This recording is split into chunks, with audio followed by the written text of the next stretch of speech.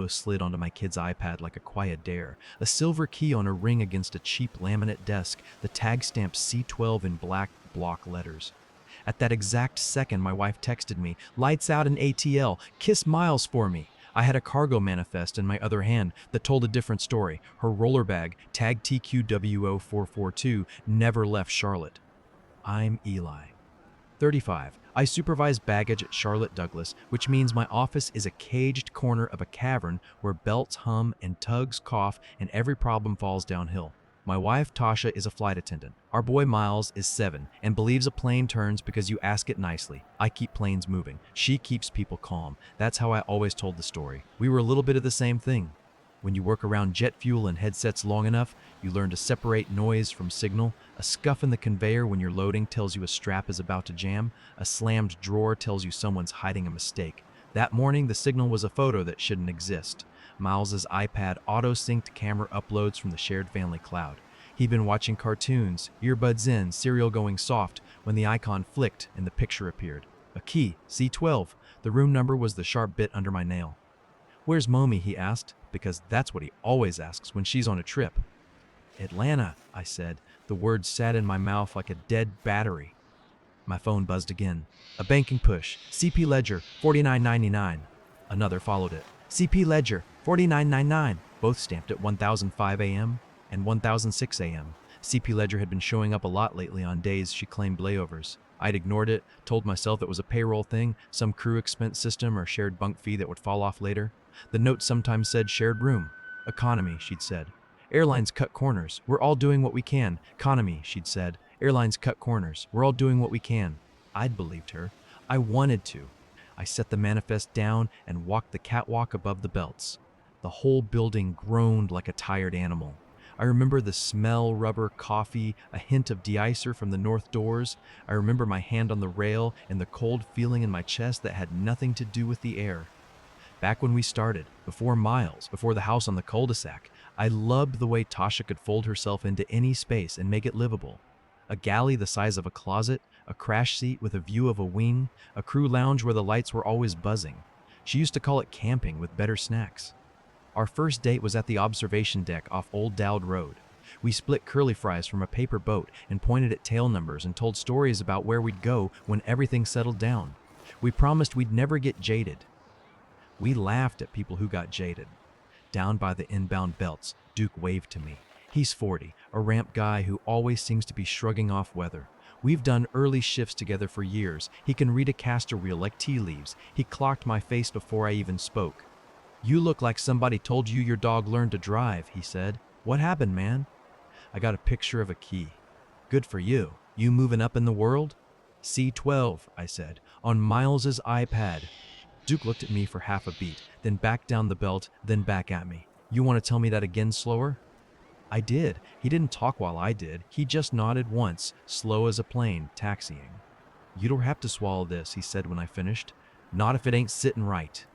"It's nothing, probably," I said, lying like a man trying to hold a coat closed in wind. "You ever notice how people say, 'probably' when they already know?" he said. By noon, I'd collected 3 more CP Ledger pings and 1 more text from Tasha. A photo of a hotel breakfast that looked plausibly Atlantan and could have been taken any day in any airport Marriott in America. The edges of the plate were too clean. The orange juice sat in a glass without condensation. I went into the small office that's mine, the one with a desk made of 2 old ULD pallets and a fan that pushes heat from one end to the other. I opened my laptop and signed into our family cloud. I clicked into the folder labeled Tasha's Stuff because she named it that years ago when I was the only one who ever forgot to save something where it should go. The iCloud interface stuttered, thought about it, and delivered me a file tagged PDF. The name was simple, voucherc2.pdf. You know that sound a windscreen makes when it catches a semi coming the other way? That small thump of pressure? I heard that inside my head. I clicked. The PDF opened to a form letter from a place I didn't know. Parkline Crew House, confirming payment for a shared room, 2 nights, room C12. Address, a West Boulevard side street, 5 minutes from CLT, not in Atlanta where she'd said she'd be. There was a little logo at the top, a paper plane made of 2 triangles, and a line about cam chat strictly prohibited, no loud disturbances, and kitchen cleanup courtesy required. The email footer had a name, Kim. I said her name out loud in my office. Kim. Saying it made it real and strange and petty. I scrolled down and saw the fine print. Swipe access to C-Wing provided upon arrival. Jumpy Wi-Fi. Laundry tokens available at desk. There was a phone number. I didn't call it. Not yet. I closed the file and sat with my head in my hands while the fan pushed hot air over the back of my neck. Outside my door, a tug horn blatted twice. The belt squealed. Someone swore. Laughter followed. The normal noise of a place that eats people's days and spits them out on time. At 2:30, Duke leaned into my doorway and said, "You're either going to make yourself crazy in here or you're going to do something. You want me to cover the dock?"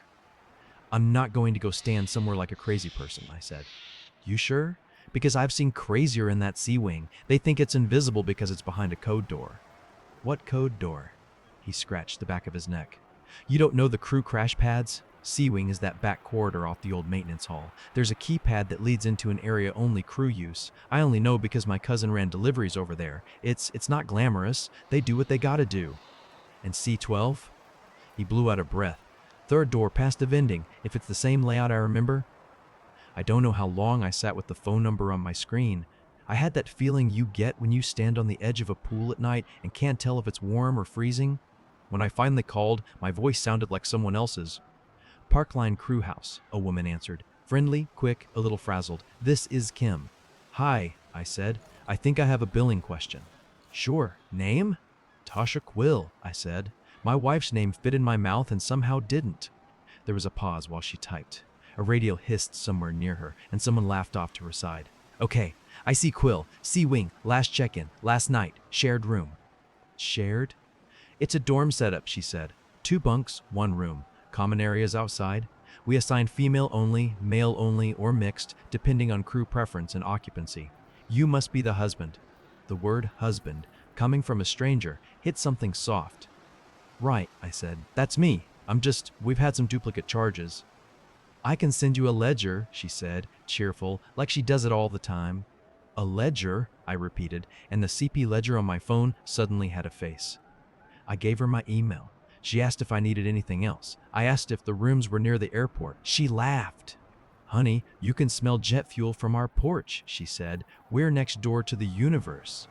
I thanked her and hung up and then stared at the screen until the email arrived. It was a list, tidy, each line item, a date, a time, a room, a charge, a note. The dates lined up with the texts Tasha had sent about cheap stays and overtime. The times lined up with when she told me she was lights out in ATL. The notes were clinical shared room, towel fee, late check, C-12, C-12, C-12. One entry had a red dot next to it, late checkout due to operations. That was the first time I felt anger like a precise instrument, not a broad wave, a tool, a plane in your hand that shaves a surface true. I forwarded the email to a folder I labeled evidence, and then hated myself for that word, and then kept the folder anyway. I went to the break room and stood at the window that looks out at the field. A 737 lumbered toward runway 18C. A news chopper made a slow circle over I-85. The light was winter harsh even though it wasn't winter yet. A ground crew took selfies by a pushback, trying to get the angle with the terminal behind them. I could see my reflection in the glass, gray hoodie, ID badge, 2 days of shave. I looked like a man who needed a nap and was never going to get one. That night, after Miles went down and I had to fish his sock out from under the bed where it had sailed, I sat at the kitchen counter with my laptop open and the crew chat open on Tasha's tablet. We have one of those family calendars that lives in the corner by the mail. Tasha puts little hearts on days she's home. There were hearts this week. I stared at those hearts while the chat scrolled by. It's one of those apps airlines use, a stripped-down Slack with emojis and stickers crew, send to stay human in the air. The timestamps were in GMT and EST, which is a kind of personal hell. Captain G wrote, "Wheels up at 2:30, later, leave C-230U at desk." I read the sentence twice. He didn't say leave the key to C-Wing, he said leave C-12. Specificity is an arrowhead. I typed a reply in notes and didn't send it. Then I deleted it, then I typed again, then I deleted again. Instead, I screen grabbed the thread and exported it as a PDF and dropped it into the same folder. Evidence. It sounded dirty and right. I tried to sleep. I didn't. At 1007 a.m., CP Ledger took $49.99 out of our account again and told me about it like it was a friend telling me a plan for a party I wasn't invited to. I held my phone and watched that little notification glow blue in the dark. By morning, I knew what I was going to do. It wasn't noble, it was clean. I texted Duke when I parked on level 2 of the deck, my usual spot where the sensors never work and everyone pretends they do. I told him I'd be late to the dock. He sent back a thumbs up and a skull emoji. It's Duke, he speaks cartoon. I drove past the cargo entrance, out to the side street by the old maintenance building, and found Parkline Crew House.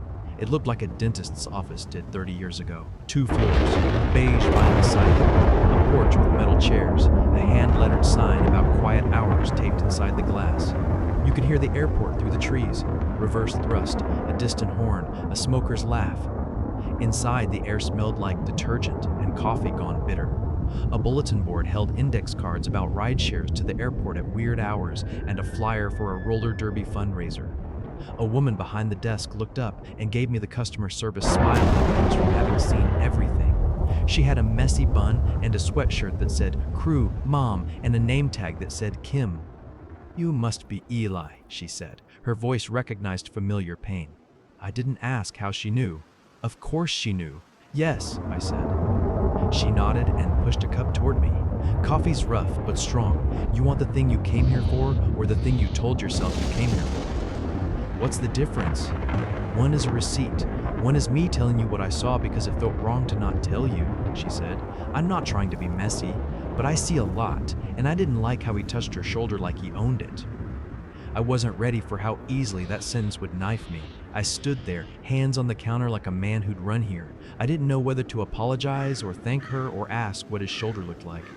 She slid a paper across to me.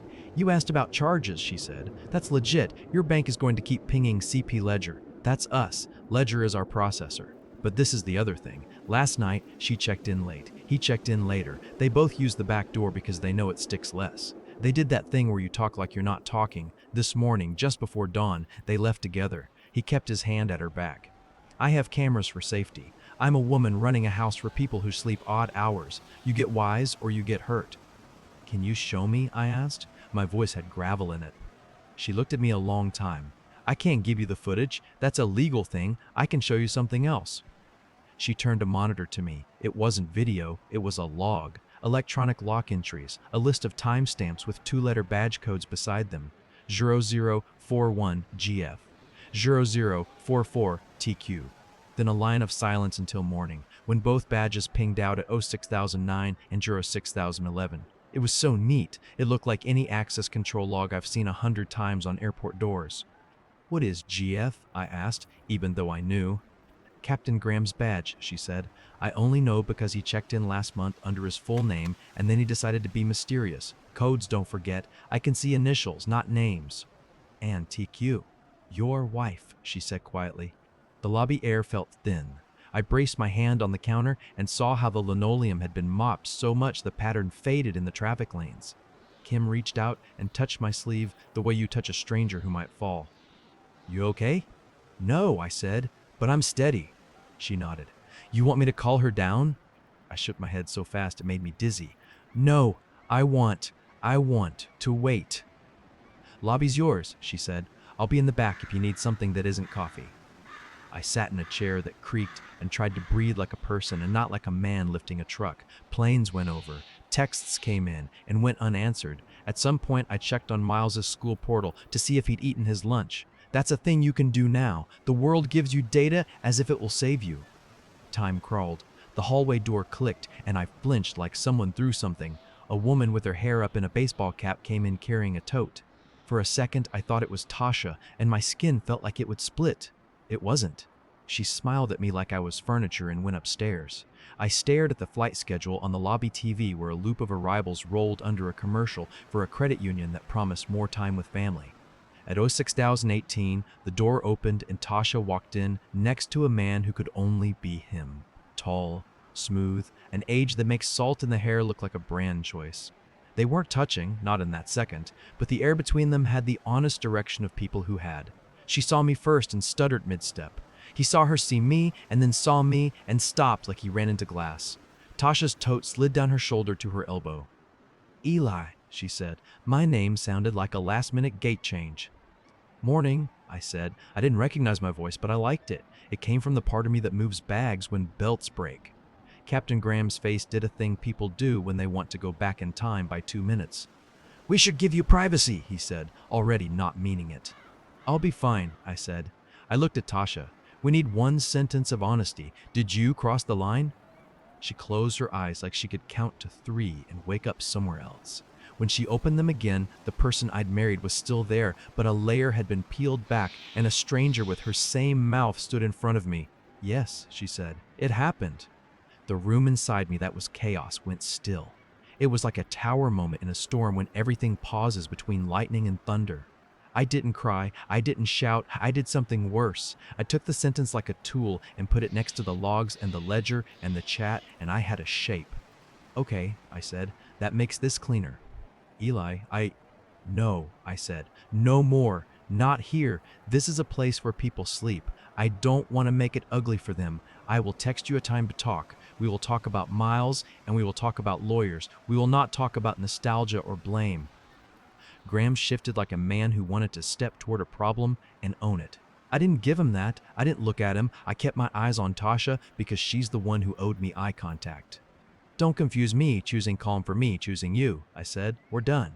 She started to say my name again. I turned around and walked out into the morning that smelled like jet exhaust and wetter leaves than last night and the fake vanilla they put in lobby air spray. My legs felt like they were borrowed and were glad to be returned.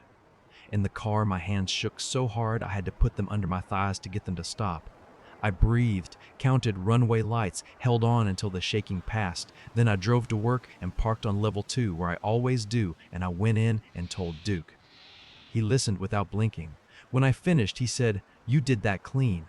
"I don't feel clean," I said. "You won't, not yet, but you kept the mud off your kid."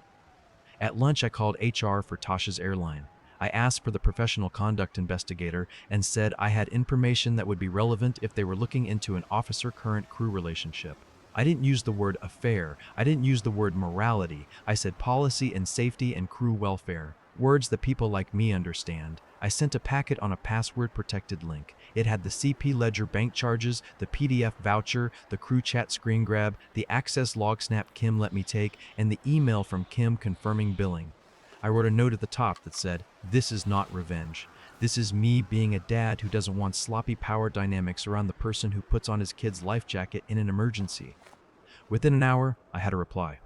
It said they had received my information. It said they don't usually comment. It said they take it seriously. It used careful words like appreciate and understand and process. It had a case number. It told me not to discuss this outside the appropriate channels.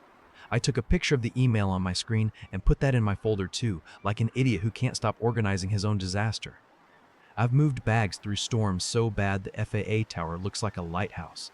I've kept a line of flights on time with 2 tugs and a generator that whined like a toddler. I've hauled my kid's puke out of a car seat on the side of Tryon Street in August. All of that felt easier than walking into my own living room that night and hearing Tasha's key in the lock like nothing was different. She stood there with that tote and the hat and the posture of someone who wants to fit back into a life like it's a uniform. I told her a time. 7. I kept it. We sat at the table where Miles does spelling homework. The laminate is chipped in one corner from where he learned how not to use scissors. The house smelled like whatever last week had been. She looked smaller without the crew smile. Her eyes were red and angry like I hadn't seen since her father's funeral. For a second, I wanted to put my hand over hers because I am an idiot and the body is a stupid animal trained by years. I didn't. "I'm not going to ask you why," I said. "Not because I'm not curious, because there isn't an answer I can use. We need to talk about 2 things, Miles and the house." She nodded. That small nod people do when they're in a room they built and want to prove they still know the exits. "I'll tell my mother tonight," I said. "She will take Miles tomorrow. I'll keep drop-offs and pickups. We'll rotate nights when you're not in the air. If your schedule gets weird, I'll still take him. I don't want him to feel like luggage getting tossed between gates. He's a boy, not a bag." "I know," she said, and the way she said it made me want to scream. It sounded like a thing she says to worried passengers. I clenched my teeth and let it pass. "You will not bring him around Graham," I said. "You will not explain adult things to him. He is 7. He believes planes turn because you asked them nicely. He gets to keep that for a while longer. I wouldn't, she said. You already did something you wouldn't, I said. You did it again and again. Don't make promises with the same mouth. She flinched like a slap. I regretted the sentence as soon as I said it because it sounded like something I heard someone else say on a show we both watched late sometimes. But I didn't take it back. I'll go to my sister's tonight, she said quietly. She's in Belmont. It's cramped, but... You can go to Parkline, I said, and the meanness tasted like copper. They know you there. Her head snapped up. Tears stood in her eyes and tried to be brave and failed. Eli, stop, please! I know you're furious, but... I am not furious, I said. Fury is loud. Fury throws plates. I am done. And being done is quiet. You need to understand that I'm not bargaining. I'm not making this into a cliffhanger. There's no second act save. We are over. You will hear from a lawyer. We will divide as clean as possible. You will not use custody as a lever. She inhaled like the word custody sucked all the air out of the room. I would never... You did a lot of nevers, I said, and then I hated myself again for being the guy with the line. I pushed my chair back. Metal scraped tile. The dog, our old mutt, lifted his head from his bed and blinked like none of this was edible, so not interesting. I'm going to sleep in Miles's room tonight, I said. You can take the bed. Pack what you need tomorrow while he's at school. Eli, she said one more time, like the name might do something if she said it the right way, but names aren't spells unless both people agree. I stood. So did she. For a second, we were two people in a kitchen who had loved each other once in a parking lot watching planes lift. For a second, I remembered Tasha with curly fries and my hand on her knee and her face when we both pointed at the same sky and said, someday. Then she blinked, and Graham's hand on the small of her back was a ghost in the room, and the second ended. Good night, I said, and went down the hall to where the nightlight with a rocket ship watches over my son's dreams. The days turned into a set of appointments. They had an edge. HR called me once more to confirm details. They did not tell me what they would do. They didn't have to. I know enough to know they don't like captains who make crew into hobbies. Rumors move faster than luggage. Someone told Duke that Graham was under review. Someone else told me they'd moved Tasha's domicile to a different base while they looked at facts. In the house, we both moved like we were haunted by ourselves. She left early more often by ourselves. I used the word stable a lot around Miles. The crash pad closed C24 maintenance. Kim texted me that with no winky face and no heart. Just the fact, like a plane arriving on time, she added. I'm sorry it was my lobby. I told her it wasn't her lobby. It was our life. She replied, you're not the first, and I didn't know whether to be comforted or crushed. There's a moment in every shift when the line of incoming flights makes your radio a constant hiss. You triage. You send a cart here, a loader there. You beg a belt from a gate that's not using it. You book favors you'll have to pay back later. I lived like that for a week. Lawyer meetings slotted next to teacher conferences, bank calls between baggage claims. I put a picture of Miles at baseball on my phone lock screen. In it, he's not hitting the ball, he's looking at the sky. I let that be a metaphor and didn't apologize. The first time Tasha asked to talk for real, we were in the parking lot at school pickup. She'd taken an Uber and stood by the bike rack with her arms curbside and brittle. I walked Miles to the car while she watched him, and I felt like an evil security guard when I steered him in front of me, so her eyes had to go through me to touch him. After he buckled in, she stepped to my side of the car and leaned down to my open window. Please, she said, I need you to let me say it. Say what? I asked. That you didn't mean it? You meant it. It happened. You said it did. That's the whole point of that sentence. That's why it was good. I didn't mean to burn it down, she said. I didn't mean to burn us down. We were dry wood, I said. You brought a match. It's not complicated.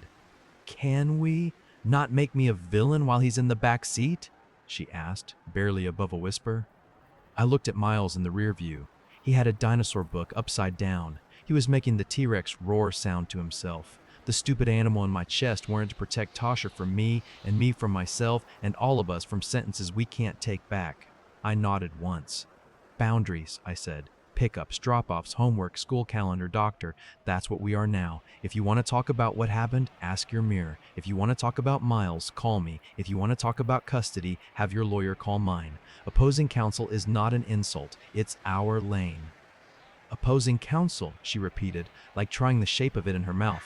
After a second, she nodded. Okay. I drove home with my hands at 10 and 2 and the radio off. Miles asked if we could stop for ice cream. I said yes because some days you let sugar carry the weight. News travels in an airport like heat everywhere and faster than you think.